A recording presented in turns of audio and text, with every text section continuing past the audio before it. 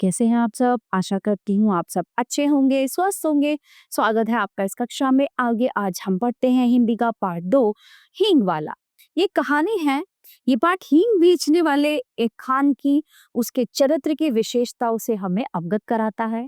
साथ ही ये वर्तमान में शून्य होती मानवीय संवेदनाओं की ओर भी संकेत करता है। तो चलिए शुरू करते हैं। अम्मा हींग लेगा तो जो खान होते हैं ना, है ना, वो ऐसे ही बोलते हैं अम्मा करके और ऐसे करके। कहता हुआ लगभग 35 साल का खान आंगन में रुक गए। पीठ पर बांधी हुई पोटली को उसने नीचे रख दिया और मौलसिरी के नीचे बने हुए चबूतरे पर बैठ गया, है ना।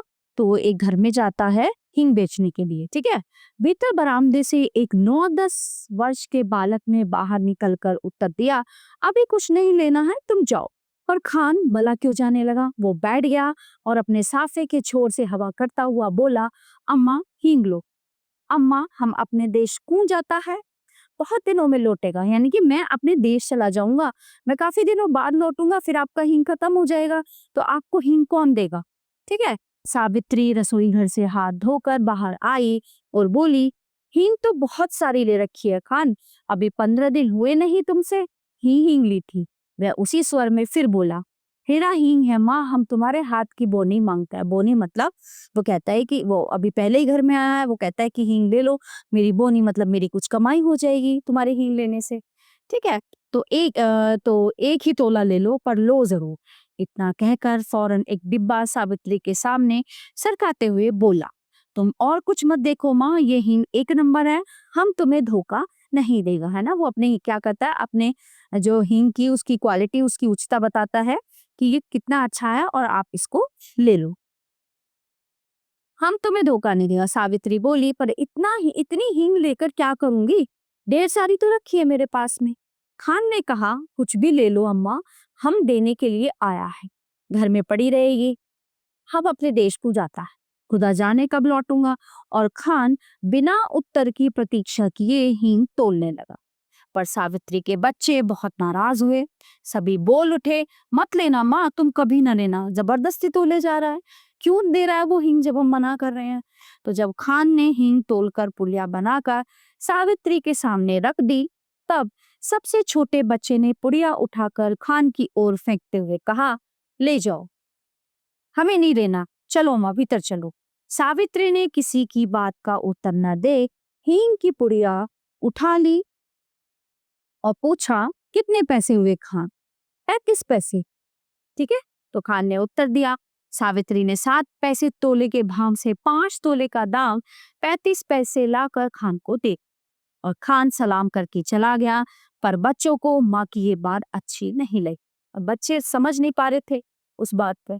बड़े लड़के ने कहा, माँ तुमने खान को वैसे ही पैसे दे दिए, इनकी कुछ जरूरत ही नहीं थी।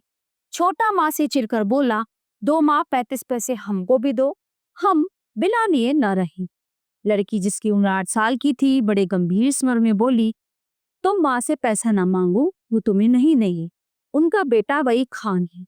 सावित्री को इन बच्चों की बातों पर हंसी आ रही थी।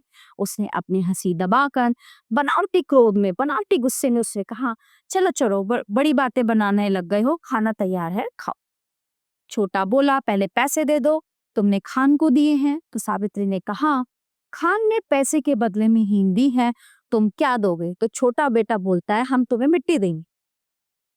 सावित्री हंस पड़ी, अच्छा चलो पहले खाना खा लो, फिर मैं रुपया तुड़वा कर तीनों को 35-35 पैसे दूंगी। खाना खाते खाते हिसाब लगाया लगाया गया, 1 रुपया में 100 पैसे होते हैं, है ना। 35 पैसे रतन लेगा, 35 पैसे मुन्नी लेगी, छोटे के लिए तो 30 पैसे बचेंगे, है ना। छोटा बिगड़ पड़ा, कभी नहीं, मैं 30 पैसे नहीं लूंगा। दोनों में मारपीट हो चुकी होती यदि मुन्नी 30 पैसे खुद लेना स्वीकार ना करती। अब उन दोनों के झगड़े को बचाने के लिए क्या किया, वो 30 पैसे मुन्नी ने ले लिए। ठीक है।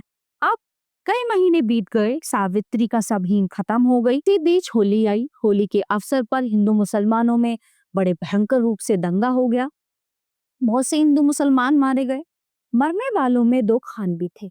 सावित्री कभी कभी सोचती, हींग वाला खान तो नहीं मार डाला गया, न जाने क्यों उस हींग वाले खान की याद उसे कभी कभी आ जाया करती थी। एक दिन सवेरे सवेरे उसे मॉल सीरी के पेड़ के नीचे चबूतरे पर बैठी वो कुछ बुन रही थी।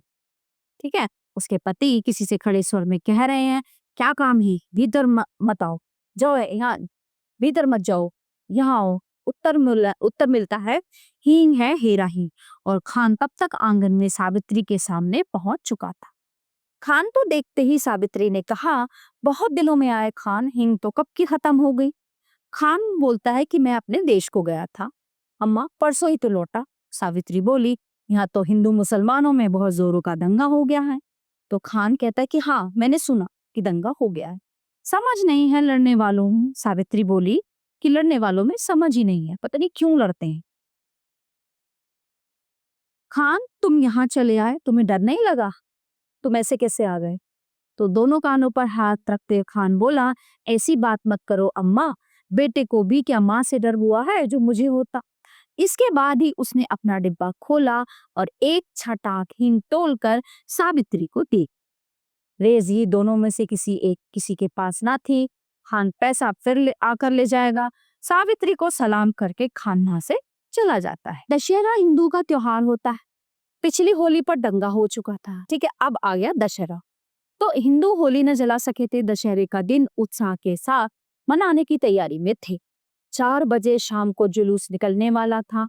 पुलिस का काफी प्रबंध था। सावित्री के बच्चों ने कहा, हम भी काली का जुलूस देखने जाएंगे। दशहरे पे होता है ना, 9 दिन दुर्गा माँ की पूजा होती है ना, देवी की पूजा होती है। फिर 10वें दिन जो है उनका जुलूस निकलता है, उन्हें विसर्जन के लिए ले जाते हैं।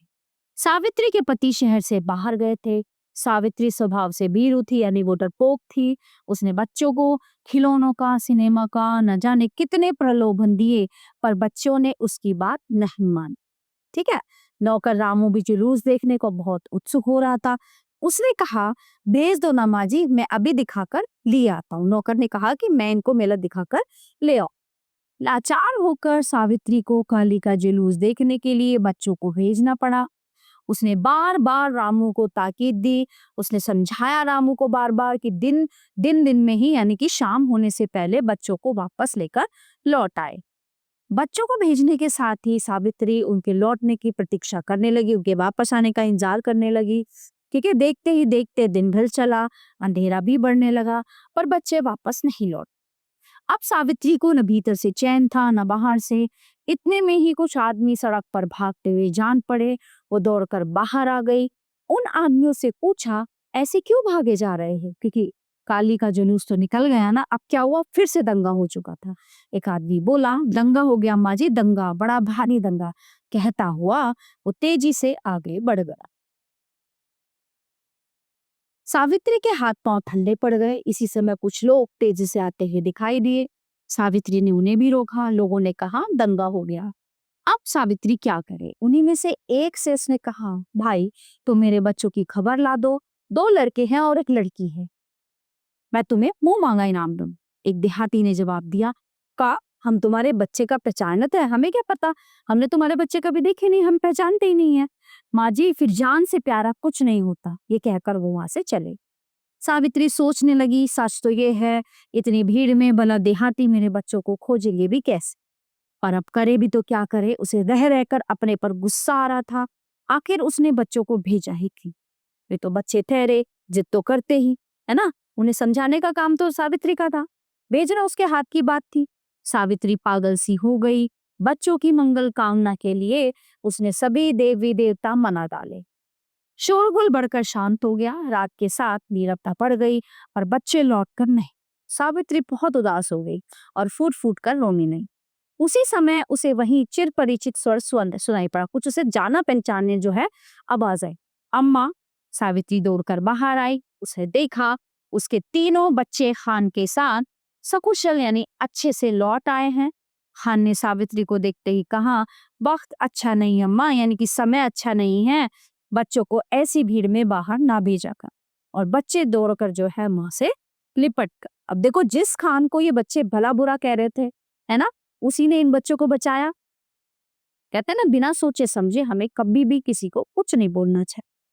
प्यारे बच्चों, ये पाठ यहीं पे समाप्त होता है। आशा करती हूँ आपको अच्छे से समझ आया होगा। मिलते हैं अगली कक्षा में। धन्यवाद।